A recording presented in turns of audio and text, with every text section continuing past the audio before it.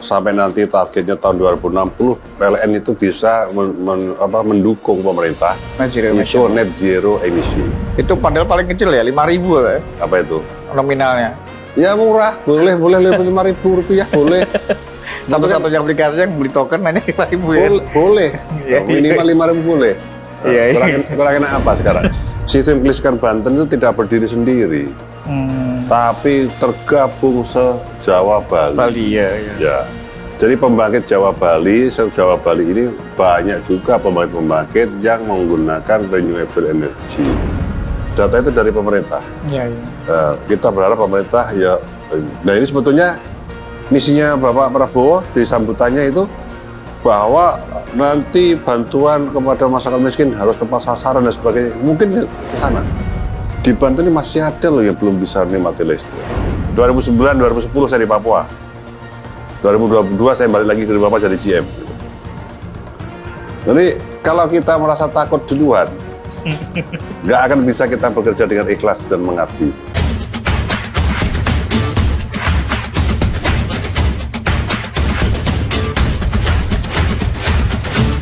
Assalamualaikum warahmatullahi wabarakatuh, Tribuners. Kembali lagi dengan saya, Content Manager tribunbanten.com, Agung Yulianto Wibowo. Kali ini kita bincang santai bersama Tribun. Saya sekarang berada di Distribution Control Center PLN Banten yang berada di Tangerang. Dan kita akan ngobrol dengan Pak GM PLN Unit Banten, Pak Mohandi Aca Minurdin, atau yang biasa diakrab disapa sebagai Pak Andi Aca. Assalamualaikum Pak Andi. Waalaikumsalam warahmatullahi wabarakatuh. Alhamdulillah sehat walafiat Pak Agung. Pak Andi, ini kita sekarang di DCC Pak ya? DCC, ya dulu namanya DCC, kalau sekarang namanya UP2D. UP2D, ya. Sekarang DCC. Ya, sama. Ini kan masuk objek vital nasional Pak ya? Ya, DCC sebagai salah satu objek vital nasional karena ini adalah yang mengintegrasikan seluruh pengaturan kelistrikan yang ada di Banten. Kontrolnya semua ada di sini berarti Pak? Sini. Berarti kalau ada apa-apa, sini udah tahu ya? Ini yang didahulukan diamankan. Tapi kalau ada gangguan juga dari DCC sudah kepantau Pak ya? Pantau DCC. Iya. Nah Pak Andi, ini kan kita mau masuk Hari Listrik Nasional Pak. Iya. Nah tema besarnya itu kan energi baru untuk Indonesia maju. Ya. Nah masuk tema besarnya itu apa sih Pak? Maksudnya itu? Ya, jadi gini, perjalanan listrik PLN ya, kita ini sekarang mau masuk ke 79 tahun. Ya, di mana Indonesia, ya dalam artian kita ini PLN, ya diharapkan ini lebih leading, ya tuntutan dengan internasional, bagaimana untuk satu penguatan energi, dan kedua adalah energi yang murah. Ya, yang ketiga adalah energi bersih. Nah, ini kalau kita ramu berarti arahnya adalah mendorong peningkatan renewable energy. Renewable energy. Nah, seperti apa sih Pak renewable energy itu Pak? Nah, renewable energy artinya apa ya? Pembangkit-pembangkit diupayakan itu ya didorong sampai nanti targetnya tahun 2060 PLN itu bisa mendukung pemerintah itu net zero emisi. Nah, ditahu bahwa pembangkit-pembangkit yang saat ini dominan, ya adalah batu bara, minyak, gas, gitu kan ya. Nah, ini bertahap akan berkurang sejalan dengan perkembangan teknologi, ya dijadikan dengan energi-energi bersih, yaitu dibangunlah misalkan seperti PLTA skala besar, ya PLTS Surya, PLTB Bayu, dan tidak menutup kemungkinan next ke depan sebetulnya harapan kita adalah kalau atasan nuklir itu bisa dibangun jauh lebih efisien. Pak, ramah lingkungan juga Pak ya? Sangat ramah lingkungan. HLN ada promo apa Pak dari PLN? Nah saat ini yang baru-baru ini hanya sampai dengan tanggal 31 Oktober ya. Ini ada namanya promo tambah daya sampai dengan daya 7.700 itu sekitar 27% itu diskon biaya penyambungan. Dari harga berapa sampai berapa? Tapi rata-rata tergantung dayanya ya. Kalau misalkan sekarang pelanggan yang lama misalkan 450 VA, yang seharusnya itu nanti kalau mau tambah daya menjadi 1.300 misalkan harus bayar 1,5 juta ya dapat diskon lah 27%. 27%. Oh diskonnya 27% ya, untuk setiap nanti ini ya. Pada saat Ini yang pertama ya, yang masuk aplikasi PLN Mobile, nanti bisa dapat tambahan lagi sekitar 10%. Berarti 37% Ya. total. Enggak, 27 plus 10. 27 plus 10. Ya, gitu. Oke, Pak Adi, tadi kita berbicara aplikasi PLN Mobile, ini kan sudah transformasi PLN ya. Ya. Kalau di Banten ini seperti apa Pak PLN Mobile? Sudah di-download berapa gitu kan? Nah, alhamdulillah ya. Jadi pelanggan Banten kan hampir 5 juta ya, 4,9 juta ya. Jadi kalau yang download ini sudah mayoritas sudah di atas 80%. 80%? Yang download. Ya, tapi yang memaksimalkan ini yang penting sebenarnya adalah aplikasi itu bisa dimaksimalkan oleh pelanggan customer. Nah, manfaatnya sangat luar biasa. Jadi yang dulu misalkan ada masyarakat mengeluh gangguan listrik, mengadu dan sebagainya harus ke kantor PLN, sebetulnya nggak usah. Lewat HP aja, zaman teknologi sekarang lewat HP di rumah saja itu bisa. Yang penting ada sambungan internet ya? Ya, ada internetnya, begitu kan. Ya udah gitu. Beli token yang dulu harus antri di payment point ataukah di Indomaret dan sebagainya, lewat HP juga bisa. Sepanjang dia punya internet dan banking, mobile. Simple gitu. Dan justru ini satu ya jauh lebih mudah kepada customer, menghindari praktek-praktek yang oknum yang tidak bertanggung jawab, ya, seperti itu. Jauh lebih mudah. Kalau rekapan misalnya Pak, dari pelanggan yang menggunakan aplikasi PLN Mobile tadi, rata-rata itu pengaduan, pembelian token atau apa Pak? Sampai dengan hari ini yang masih mayoritas untuk PLN Banten itu pengaduan. Pengaduan ya? Ya. Pengaduan karena gangguan listrik gitu kan ya, tapi mayoritas sebetulnya adalah gangguannya bukan secara major sih ya, gangguan terkait dengan meternya ataukah kadang masih ada juga yang gangguan instalasi di si konsumen. Nah itu keluhan ada tapi juga nggak begitu banyak. Nah berikutnya lagi adalah pemanfaatan pembelian token. Itu banyak juga. Itu padahal paling kecil ya, 5.000 ya? Apa itu? Nominalnya. Ya murah, boleh 5.000 rupiah, boleh. Satu-satunya aplikasi yang beli token hanya 5.000 ya? Boleh, minimal 5.000 boleh. Kurangin apa sekarang? Ya, jadi tidak usah repot. Masyarakat artinya mengeluh, oh Pak, pulsa saya mau habis, token saya mau habis loh. Silakan aja. Dengan 5.000 rupiah pun bisa menyala lagi kan gitu. Ya, simple ya.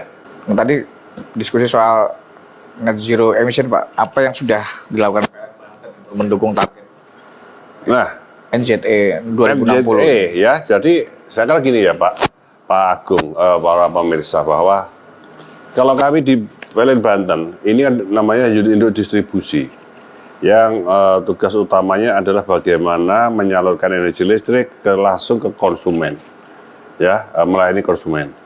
Nah, bicara net zero emisi itu maka dapurnya ada di bidang pembangkit. Di bidang pembangkit. Yang dekat-dekat dari sini sebetulnya itu ada namanya PLTU Suralaya ya, itu sudah pakai co-firingnya dengan biomasa ya, itu seperti itu. Nah, Banten sendiri sebetulnya ada sih ya yang langsung berkontribusi dengan PLN Banten langsung, yaitu adalah PLTM skala kecil. Ya, skala kecil itu ada beberapa lokasi kita. Nah, dengan memperbanyak itu PPA-nya itu adalah mendukung bahwa energi yang disalurkan ini menjadi semakin bersih dan zero emisi.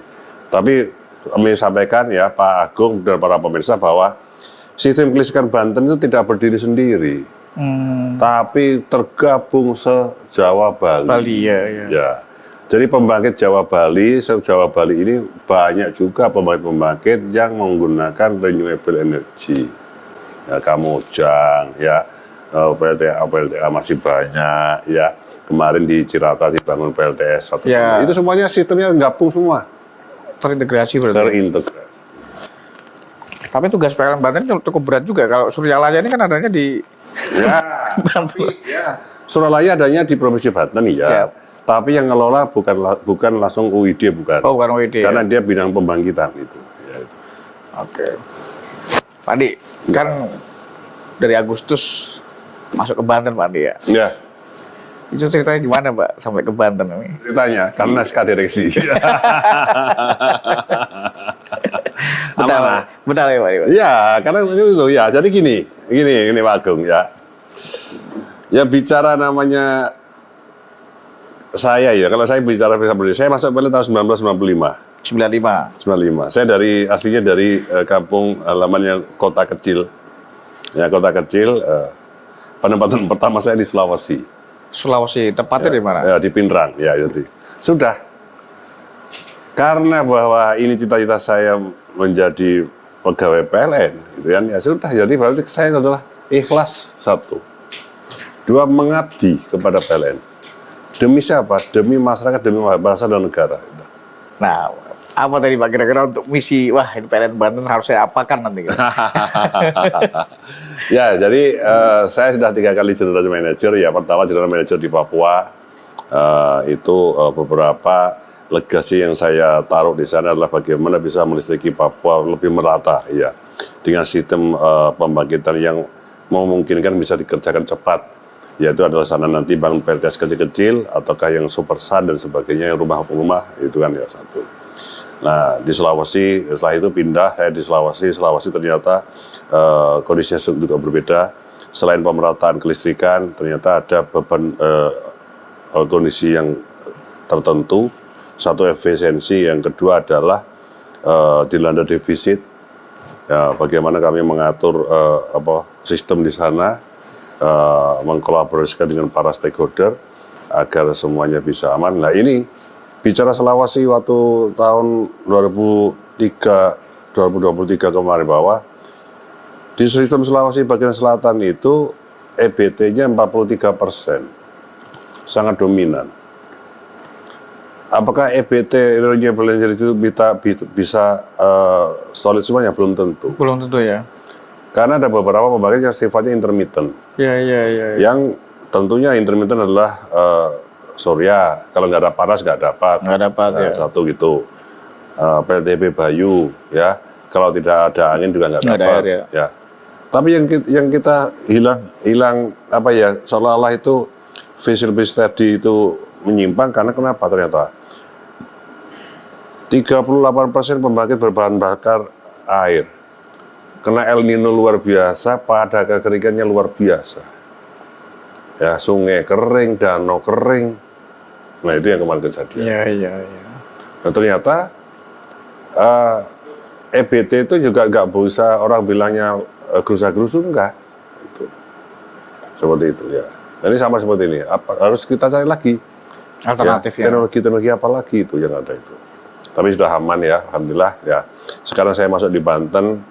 Ya, Banten karena ini penopang Jakarta ya, sebagai jembatan ke arah Sumatera dan sebagainya, ya tentunya kita mendorong ya, pelaku-pelaku industri untuk bisa tumbuh di Banten di sini ya. Itu satu, pelaku industri, dan tentunya masih ada beberapa rumah tangga yang memang perlu kita lakukan sentuhan-sentuhan ya. Beberapa program yang legasi yang saya tanamkan waktu di Papua, di Sulawesi, dan kemarin saya lakukan di Banten adalah mengulik ataukah menarik simpati teman-teman pegawai itu untuk bisa menyisihkan sebagian rezekinya itu untuk membantu masyarakat kecil yang memang belum bisa menikmati listrik secara mandiri. Sudah dimulai itu Pak? Sudah, itu sebenarnya program itu sudah sejak 2022 ya, itu. Tapi kemarin alhamdulillah hari kemarin kami nyalakan 170 ya pelanggan ya, yang mohon maaf tanda kutip ya, masyarakat itu tidak masuk di data DTKS ya, tapi fakta real di lapangan sangat tidak mampu. Nah, sehingga mereka lepas ataukah tidak terjaring program pemerintah itu untuk dapatkan listrik gratis dan sebagainya, kita yang bantu dari donasi teman-teman semua pegawai. Saya berharap juga ini namanya, saya juga mengajak ya, mulai dari Papua, Sulawesi, kemarin saya di sini mengajaklah, masih banyak ya saudara-saudara kita yang memang belum bisa menikmati listrik. Apa salahnya kalau kita sisihkan barang 100-200 ribu ya untuk membantu masyarakat per bulan ya. Alhamdulillah kemarin bisa kita bantu 170 rumah tangga ya. Rumah tangga gitu. Itu bisa jadi masih ada juga lagi. Masih banyak. Makanya kami nanti minta teman-teman lagi untuk ya sisihkanlah sebagian. Ya, itu. Atau kalau ada warga yang melihat atau tahu gitu bisa melaporkan. Nah, tugas kami adalah teman-teman di unit-unit adalah tolong dipetakan, ya itu ya, masih banyak masyarakat begitu. Nanti kalau kita punya rezeki kumpul lagi, kita belikan lagi penjualan-penjualan. Itu yang tidak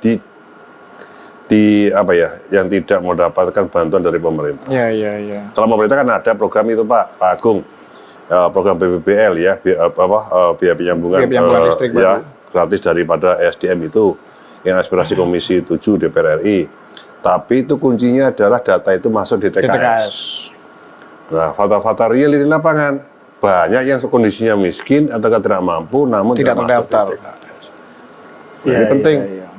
Dan kemarin juga saya sampaikan kepada Pak RT, Pak Jaro, Camat, masyarakat seperti ini ya kami sebetulnya PLN ini hanya operator. Data itu dari pemerintah. Nah, kita berharap pemerintah ya. Nah ini sebetulnya misinya Bapak Prabowo di sambutannya itu bahwa nanti bantuan kepada masyarakat miskin harus tepat sasaran dan sebagainya. Mungkin ke sana. Gitu. Fakta real begitu Mas ya. Itu sudah dijalankan PLN Banten. Sudah. Iya. Alhamdulillah itu. Dan akan terus berlangsung. Insya Allah. Kalau sudah selesai semua, tinggal ganti apa gitu. Ya. Saya rasa masih banyak perlu kita bantu. Masih banyak ya Pak ya. Belum nanti panti asuhan dan sebagainya masih banyak. Itu tidak hanya melulu soal pemasangan listrik atau apa Pak? Ya, jadi ada beberapa program. Kalau yang kemarin LUTD ini memang untuk Light Up the Dream itu adalah bagaimana menyalakan mimpi masyarakat yang belum pernah merasakan merdeka atau dapatkan listrik sendiri. Ya. Tapi ada juga kami sebetulnya dari teman-teman yang Muslim itu setiap bulan dipotong penghasilannya 2,5% itu masuk ke Yayasan Baitul Mal, dikembalikan ke Banten untuk membantu masyarakat yang khususnya tentunya yang Muslim.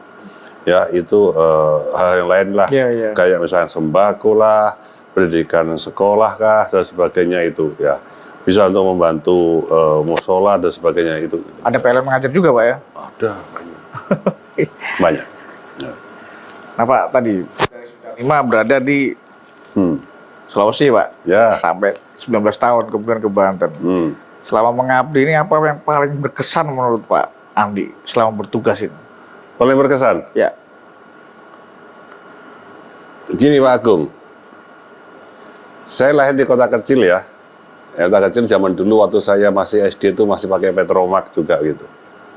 Tapi waktu saya bekerja itu kan sudah dari pegawai PLN itu kan sudah kayak listrik sudah lama masuk. Tapi pada saat saya masuk di suatu Papua tahun 2009 gitu, ternyata itu sana itu seperti waktu saya masih kecil. SD. Kasihannya masyarakat teman-teman di Papua. Nah, jadi sebetulnya ya dengan demikian maka membuat hati saya itu bagaimana saya mengabdi penuh di Papua waktu itu ya, bagaimana bisa membantu masyarakat untuk bisa menikmati listrik, dan sampai tadi itu saya bawa ke teman-teman. Termasuk halnya sekarang di Banten. Di Banten ini masih ada loh yang belum bisa menikmati listrik. Pulau Jawa padahal ya? Padahal Pulau Jawa. Pulau Jawa, lalu apa? Kasihan, apa masalahnya mereka? Ya, jadi apa salahnya kita bantu mereka? Gitu. Iya. Seperti itu. Nah, jadi itu yang kalau kepuasan tersendiri saya, kepuasannya adalah bagaimana kalau bisa memberikan penerangan kepada masyarakat. Gitu. Tapi di Papua itu kan luar biasa tantangan, berbagai tantangan itu. Berapa tahun di Papua itu? Jangan ditakutin. Ya, jangan dibuat takut. 2009, 2010 saya di Papua. 2022 saya balik lagi ke Bapak jadi GM gitu. Jadi kalau kita merasa takut duluan, nggak akan bisa kita bekerja dengan ikhlas dan mengabdi itu. Tapi kalau kita melihat saya dapat SK ke Papua, gitu, ya, saya harus ikhlas, saya harus mendedikasikan diri jiwa raga saya untuk masyarakat di Papua, menjalankan amanah perusahaan, menjalankan amanah negara. Ini enjoy sekali itu. Enak Pak ya. Oh enaknya, enak betul itu.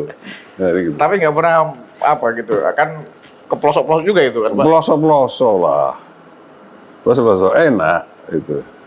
Anggaplah gitu kita lakukan wisata sambil bekerja. Tidak semua orang bisa pergi ke sana. Iya. Ya gitu ya. Jadi kalau kita nikmati saja.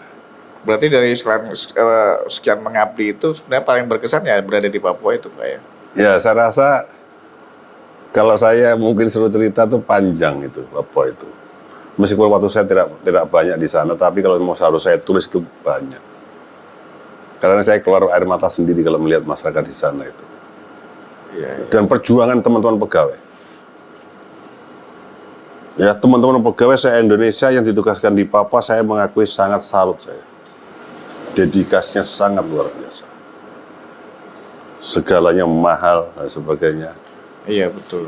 Ya, jadi kadang-kadang itu mengumpulkan uang gaji setahun pada saat nanti Lebaran pulang itu habis. Ya.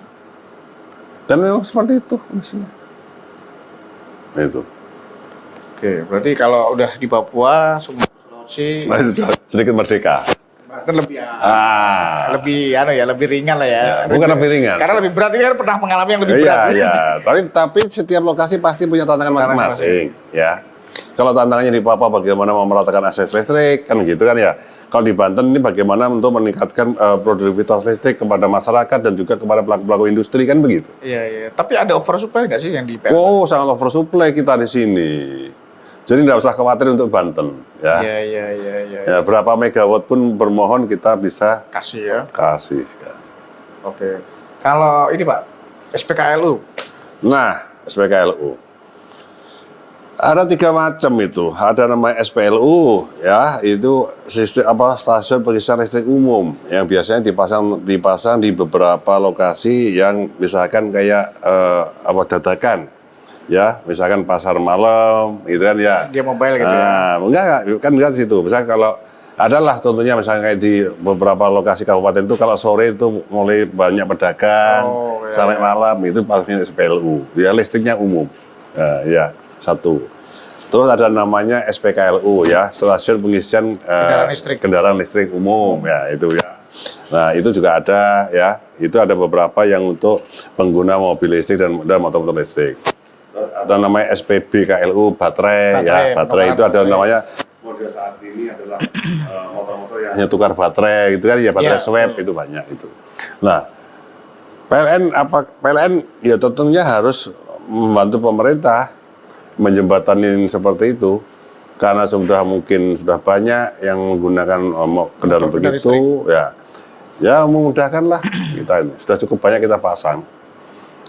Seperti di kantor UID ada namanya SPKLU, SPBKLU juga ada di situ. Ternyata kalau malam banyak itu karena teman-teman Grab itu, ya teman Grab itu sambil ngobrol malam situ sambil saya ngopi, itu, ngecas, ngecas gitu ya banyak lah.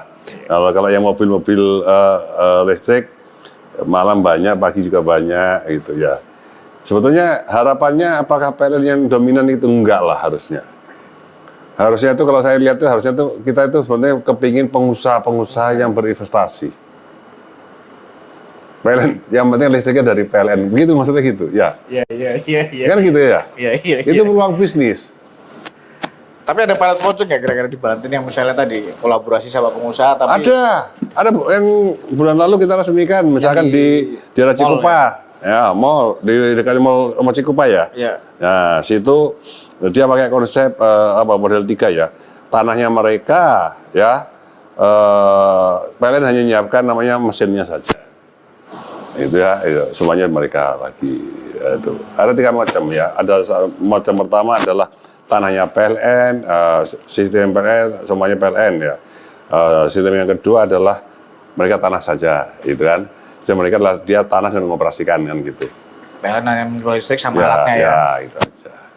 Terakhir Pak ini, apa harapan dan imbauan terhadap pelanggan PLN khususnya pada Hari Listrik Nasional ini, Pak? Oke ya, jadi gini, masih banyak masyarakat tidak paham apa itu listrik, ya. Masyarakat pada umumnya tahu kalau rumahnya mati lampu, baru tahu itu namanya PLN. Mungkin orang mau dengar PLN gitu kan ya, tapi apa itu kepanjangannya PLN, gitu kan ya. PLN sebetulnya kan perusahaan listrik negara gitu ya. Perusahaan listrik negara itu. Artinya itu bahwa kita sudah 90% atau 100% itu kita milik pemerintah. Nah, pesan saya kepada masyarakat adalah satu, gunakan listrik dengan baik bagi yang telah menggunakan. Yang kedua, hati-hati pada saat beraktivitas di dekat jaringan-jaringan listrik. Ya, kalau ada misalkan pohon mau ditebang di sekitar rumahnya dan sebagainya, takut dengan jaringan listrik, ya silahkan menghubungi call center ataukah melalui aplikasi pada mobile. Ya, itu ya. Jadi nanti petugas PLN yang bereskan. Yang ketiga, ya gunakan listrik dengan baik dan bijak gitu. Jangan main cantol, jangan main sambung sendiri dan sebagainya. Apalagi mau musim penghujan ini ya. Ya, terus yang keempat, saat ini kan sudah mulai hujan-hujan ini. Ya lumayan berbahaya, ya. Jadi artinya pada saat kita musim hujan, biasanya kan ada anak-anak yang suka main hujan-hujanan ya. Jangan main-main hujan-hujan di dekat gardu listrik kan gitu ya. Karena air itu kan sebagai konduktor ini. Ya. Iya kan gitu ya. Biasanya, kita main di sini malah setrum nanti malah masalah ya gitu ya. Dan macam-macam banyak ya itu. Nanti biasanya ya selesai musim penghujan nanti musim layang-layang kan gitu. Ya jangan main layang-layang di dekat jaringan listrik. Ya, karena kenapa? Pada saat mereka mungkin senang bermain layangan, tapi kalau layangannya nyantol di jaringan listrik, yang susah adalah masyarakat umum karena biasanya jadi padam kan begitu. Ya, jadi listrik itu ya sebetulnya berguna sekali pada masyarakat, tapi tidak untuk kemudian juga bisa berbahaya untuk masyarakat. Ya, tapi nggak usah takut, gitu loh ya. Sebenarnya nggak usah perlu takut itu. Artinya ya gunakan dengan bijak, ya gunakan peralatan listrik yang standar, ya jangan main sambung-sambung kiri kanan, batasi arus listrik dengan pembatas yang sebenarnya. Kalau semua sudah selesai prosedur aman sama Pak? Insya Allah aman. Ya? Insya Allah aman itu. Oke, terima kasih Pak Andi. Ya, terima kasih Pak Aminuddin, semoga sehat selalu untuk bertugas untuk penerangan Banten dan selamat Hari Listrik Nasional. Pak. Terima kasih Pak Agung ya. Itu dia Tribuners obrolan kita bersama GM PLN Banten Pak Andi Aminuddin. Semoga bermanfaat dan ingat gunakan listrik dengan hati-hati. Assalamualaikum warahmatullahi wabarakatuh. Waalaikumsalam warahmatullahi wabarakatuh. Download Tribun X sekarang. Menghadirkan lokal menjadi Indonesia.